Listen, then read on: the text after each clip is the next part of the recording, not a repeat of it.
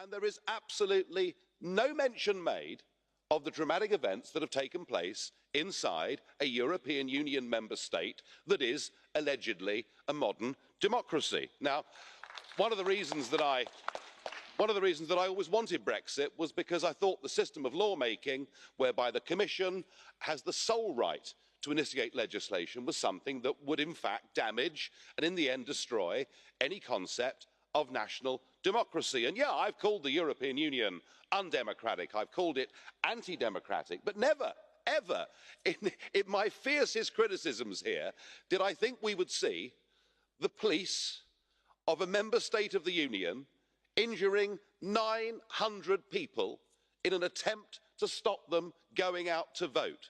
Whether or not it was legal nationally for people in Catalonia to have a vote, surely people are allowed to express an opinion. We saw women being dragged out of polling stations by their hair, old ladies with gashes in their forehead. The most extraordinary display. And what do we get from Mr. Juncker today? Not a dicky bird.